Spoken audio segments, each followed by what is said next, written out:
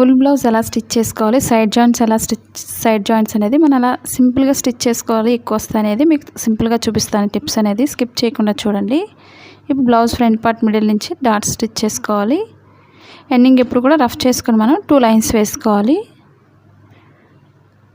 మనకి షేప్ పర్ఫెక్ట్గా రావాలంటే ఎలా స్టిచ్ చేసుకోవాలి, ఫ్రంట్ పార్ట్లో ఎక్కువ వస్తే ఏం చేయాలనేది కూడా ఇప్పుడు మీకు చూపిస్తాను.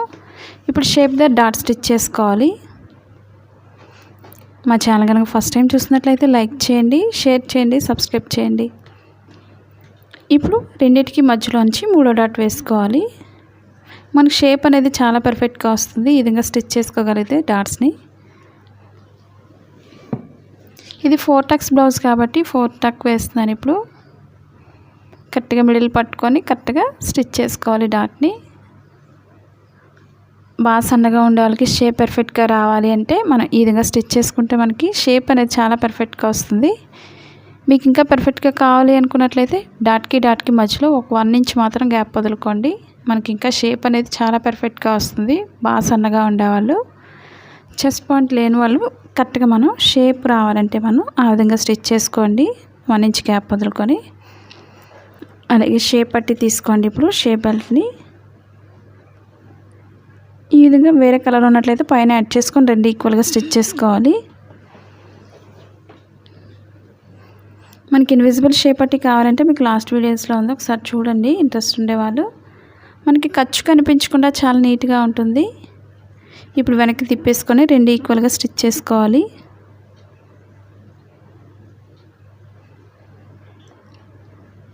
ఫోల్డింగ్స్ లేకుండా చూసుకోండి మెయిన్ స్టిచ్ చేసేటప్పుడు. మా blouse cutting Telugu second channel ఉందండి, అది కూడా ఒకసారి చూసి లైక్ చేయండి, షేర్ చేయండి, సబ్స్క్రైబ్ చేయండి.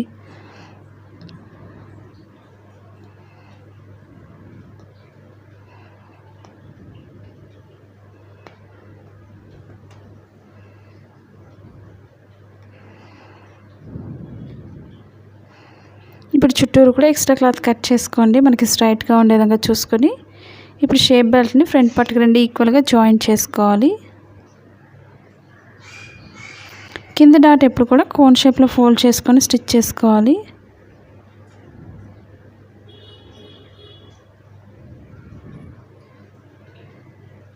ఇప్పుడు 2 ఈక్వల్గా పెట్టుకొని మనం స్టిచ్ చేసుకోవాలి. ఈ విధంగా మనం డబుల్ లైన్ స్టిచ్ వేసుకోండి షేప్ జాయింట్ చేసినప్పుడు. ఇప్పుడు మనకి ఫ్రంట్ పార్ట్ ఎక్కువ తక్కువ వస్తే ఏం చేయాలనేది ఇప్పుడు మీకు చూపిస్తున్నాను. 2 ఫ్రంట్ పార్ట్స్ కూడా ఈక్వల్గా చూసుకోండి. ఫస్ట్ ఉన్నాయో లేదో చూసుకొని మనకి ఎక్స్ట్రా ఎక్కువ అవుతుంది అనుకున్నట్లయితే మీరు మిడిల్ డాట్లో కొంచెం వెడల్పు వేసుకోవాలి. మనకి లైట్గా కొంచెం ఎక్స్ట్రా ఉందని అనిపించింది కాబట్టి కొంచెం అనేది పైన కట్ చేస్తున్నాను, జస్ట్ కొంచెం. మరి ఎక్కువ కట్ చేయకండి, మెడభాగం పెద్ద అయిపోతుంది. మీకు వెడల్పు ఎక్కువైనట్లయితే మీకు మిడిల్ డాట్లో కొంచెం వెడల్పు వేస్తే సరిపోతుంది. ఇప్పుడు లెఫ్ట్ సైడ్ ఎప్పుడు కూడా ఉక్సులు పట్టి కాబట్టి కింద ఒక ఫోల్డింగ్ పై ఫోల్డ్ చేసుకొని స్టిచ్ చేసుకోవాలి. అలాగే మిడిల్కి వచ్చేసరికి ఒక ఫోల్డింగ్ చేసుకోండి. ఉక్సులు పట్టికి చిన్న ఫిల్ట్లా వేసుకొని మనం స్టిచ్ చేసుకోవచ్చు. ఇప్పుడు ఎక్స్ట్రా అంతా కూడా హాఫ్ వరకు ఫోల్డింగ్ చేసుకోవాలి. మిగిలిన క్లాత్ అంతా కూడా మనం స్టిచ్చింగ్ పాయింట్ వరకు ఫోల్డ్ చేసుకొని మనం లోపలికి స్టిచ్ చేసుకోవాలి. మనం పైనుంచి అయినా స్టిచ్ చేసుకోవచ్చు లేదా లోపల నుంచి అయినా స్టిచ్ చేసుకోవచ్చు. ఉక్సులు పట్టికి ఈ విధంగా అడ్డుగా ఒక లైన్ స్టిచ్ చేసుకొని పైనుంచి ఈ విధంగా స్ట్రైట్గా స్టిచ్ చేసుకోవాలి. మీకు ఎలాంటి డౌట్స్ ఉన్నా సరే తప్పకుండా కామెంట్ సెక్షన్లో కామెంట్ తెలియచేయండి. మనకు ఫ్రంట్ పార్ట్లో ఎక్కువ వస్తే ఈ విధంగా సెట్ చేసుకొని కట్ చేసుకోవాలి. కొత్తగా టైలింగ్ నేర్చుకునే వాళ్ళు ఎలాంటి వీడియోస్ నేర్చుకోవాలనేది కామెంట్ సెక్షన్లో కామెంట్ తెలియచేయండి. ఇప్పుడు మెడపట్టిని వేస్తున్నాను. ఇప్పుడు క్రాస్గా జాయింట్ చేసుకోవాలి. క్రాస్ కటింగ్ని ఒక సైడ్ అంచు కుట్టుకోవాలి. మనకి ఎంత సన్నగా స్టిచ్ చేస్తే అంత సన్నగా వస్తుంది. మెడపట్టి అనేది చాలా నీట్గా కనిపిస్తుంది.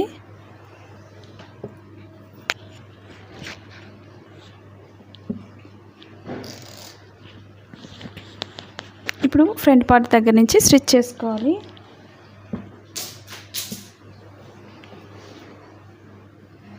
ఒక ఫ్రంట్ పార్ట్లో రౌండ్ తిరిగే దగ్గర ఒక చిన్న ఫోల్డింగ్ చేసుకొని స్టిచ్ చేసుకోండి. ఇప్పుడు ఎక్స్ట్రా క్లాత్ కట్ చేసుకోవాలి.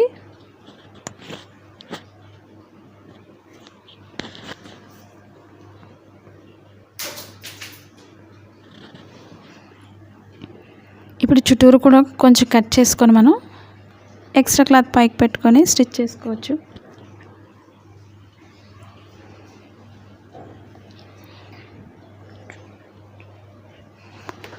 చుట్టూరు కూడా ఎక్స్ట్రా క్లాత్ని పైకి పెట్టుకొని స్టిచ్ చేసుకున్నట్లయితే మనకి రౌండ్ అనేది లోపల పర్ఫెక్ట్గా తిరుగుతుంది హెమ్మింగ్ వర్క్ చేసుకోవడానికి. ఇప్పుడు డైరెక్ట్గా చేతికుట్లు వేసుకోవచ్చు, లేదా లోపల ఫోల్డ్ చేసుకొని మనం పైనుంచి లాంగ్ స్టిచ్ అయినా వేసుకోవచ్చు.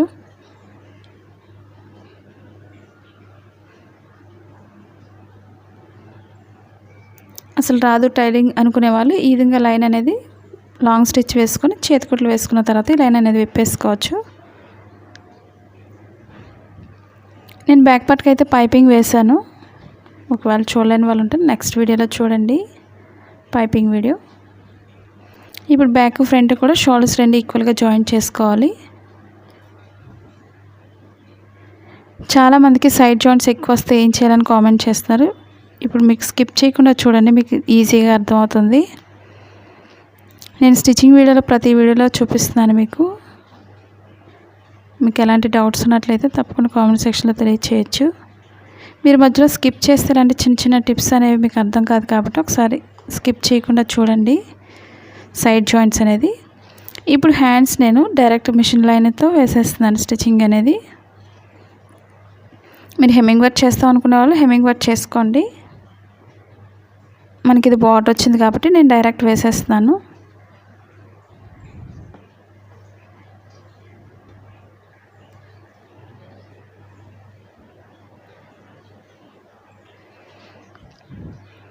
ఇప్పుడు ఫోల్డ్ చేసుకొని మనం లాంగ్ స్టిచ్ వేసుకోండి, లేదా చేతికుట్లు వేసుకున్న తర్వాత ఈ లైన్ అనేది విప్పేసుకోవచ్చు.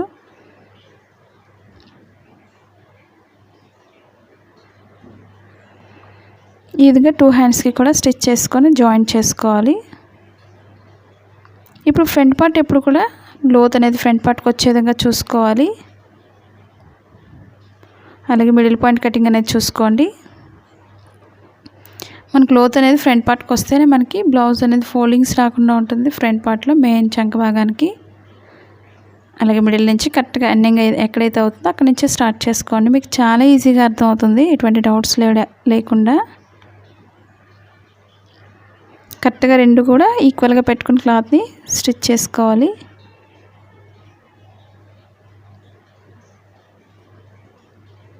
మీకు ఇవే కాకుండా ఎలాంటి వీడియోస్ నేర్చుకోవాలన్నా సరే కామెంట్ సెక్షన్లో కామెంట్ తెలియచేయండి. మీకు లెహెంగాస్ కానీ కిడ్స్ ఫ్రాక్స్ కానీ ఇవన్నీ కూడా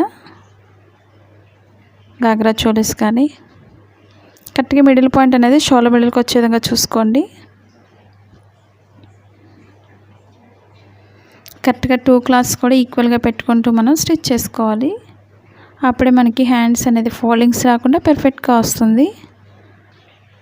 మనకి సైడ్ జాయింట్స్ పర్ఫెక్ట్గా రావాలంటే మనం స్టిచ్చింగ్ కూడా చాలా పర్ఫెక్ట్గా ఉండాలి. మనం ఎక్కడైతే కటింగ్ పెడుతున్నాం ఏంటి అనేది కూడా స్టిచ్చింగ్ పాయింట్లో చూసుకోవాలి. హ్యాండ్స్ ఒక్కొక్కటి కూడా 2 లైన్స్ స్టిచ్ చేసుకోండి. రెండు నడుం భాగం దగ్గర, అలాగే హ్యాండ్స్ లూజ్ దగ్గర నుంచి కరెక్ట్గా ఈక్వల్గా ఈ విధంగా పెట్టుకోండి. మనకు కరెక్ట్గా అయితే సరిపోయింది. మీకు ఒకవేళ పొడవు వస్తే ఏం చేయాలనేది ఇప్పుడు మీకు చూపిస్తున్నాను, సింపుల్ టిప్స్ మీకు.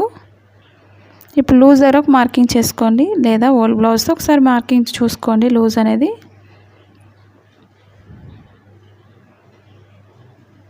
ఈ విధంగా చూసుకొని ఒకసారి లైన్ స్టిచ్ చేసుకోవాలి. మీకు ఎక్కువ వచ్చింది అనుకున్నట్లయితే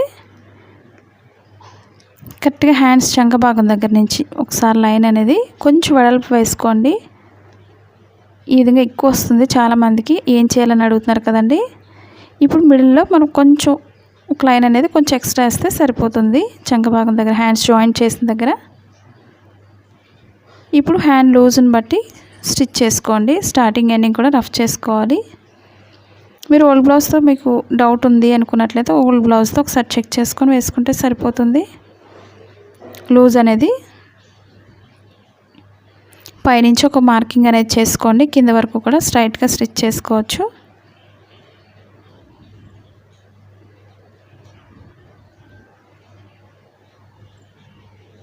ఎండింగ్ ఎప్పుడు కూడా రఫ్ చేసుకోండి. ఈ విధంగా మనం పాదం వెడల్పులో 3 లైన్స్ వేసుకోవాలి.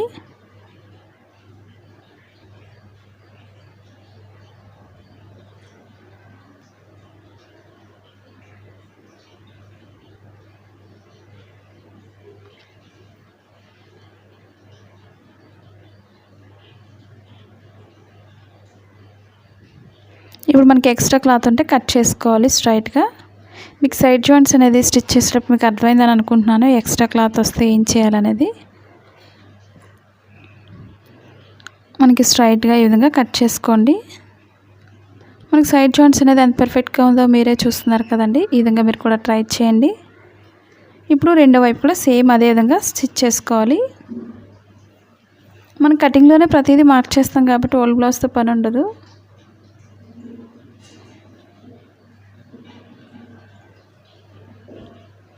ఇప్పుడు రెండో వైపు కూడా ఒక మార్కింగ్ చేసుకోండి. ఒక సైడ్ స్టిచ్ చేసాం కాబట్టి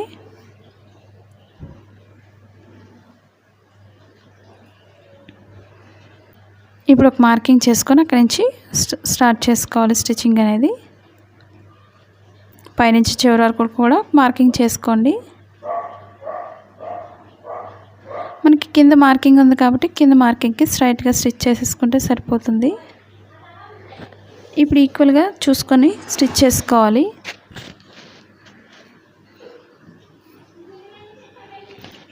ఇప్పుడు కింద వరకు కూడా కరెక్ట్గా చూసుకోండి. మనకి ఈక్వల్గా వస్తుందో లేదో చెక్ చేసుకోండి. లేదా ఉక్సులు పట్టి అయితే ఉక్సులు పట్టీతో లూజ్ చెక్ చేసుకోవాలి. తాళ్ళు పట్టి అయితే తాళ్ళు పట్టీతో లూజ్ చెక్ చేసుకోండి.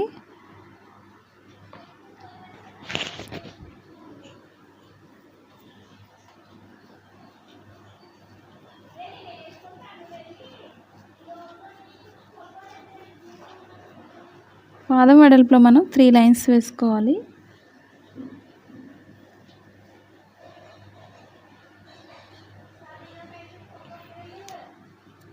ఇప్పుడు మీరు ఒకసారి లూజ్ అనేది చెక్ చేసుకోండి. కుట్టేసిన తర్వాత మీకు ఒకవేళ డౌట్ ఉంది అనుకున్నట్లయితే ఒకసారి చూసుకోండి లూజ్ అనేది.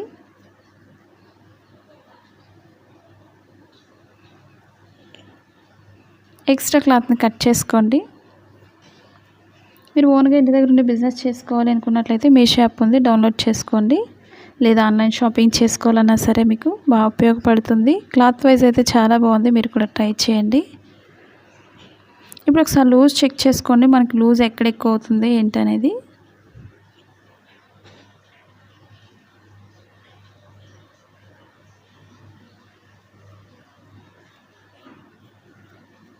ఇప్పుడు లూజ్ అయితే ఇక్కడ కరెక్ట్గా సరిపోయింది ఒక సైడ్. ఇప్పుడు ఒక సైడ్ ఎక్కువ వస్తుంది. ఇది ఇంకా ఎక్కువ వచ్చిన దగ్గర మనం కొంచెం వెడల్పు వేసుకోండి. కింద నడుం దగ్గర ఒక్కటి వేస్తే సరిపోతుంది. లేదా మీకు రెండు ఈక్వల్గా బాగానే ఉంది, బ్యాక్ పార్ట్ ఒకటి ఎక్కువ వస్తే ఏం చేయాలనేది ఇప్పుడు మీకు చూపిస్తున్నాను. ఇప్పుడు బ్యాక్ పార్ట్ డాట్స్ దగ్గర కొంచెం టైట్ చేసుకోండి సరిపోతుంది. అప్పుడు మనకి బ్లౌజ్ లూజ్ అనేది మొత్తం సరిపోతుంది కాబట్టి సరిపోతుంది. ఇప్పుడు లూజ్ అనేది ఎక్కడ ఎక్కువైంది అక్కడే కొంచెం వేస్తే సరిపోతుంది. చంక భాగం వరకు కరెక్ట్గా స్టార్టింగ్ ఎండింగ్ కూడా రఫ్ చేసుకోండి. ఇప్పుడు మనకి ఒక సైడ్ ఎక్కువ వచ్చింది కాబట్టి నడుం దగ్గర అదే నేను కొంచెం వెడల్పు వేసాను. మీకు బ్యాక్ పార్ట్ ఎక్కువ వచ్చింది అనుకున్నట్టయితే డాట్స్ దగ్గర వెడల్పు చేస్తే సరిపోతుంది. మీకు ఎలాంటి డౌట్స్ లేకుండా సైడ్ జాయింట్స్లో మీకు అర్థమైందని అనుకుంటున్నాను. నేను చెప్పే ప్రతి టిప్స్ కూడా మీకు ఎలాంటి డౌట్స్ ఉన్నా సరే తప్పకుండా కామెంట్ సెక్షన్లో కామెంట్ తెలియచేయండి. నచ్చినట్లయితే లైక్ చేయండి. మీ ఫ్రెండ్స్ కానీ మీ రిలేటివ్స్ కానీ షేర్ చేయండి వీడియోస్ని. Thanks for all watching.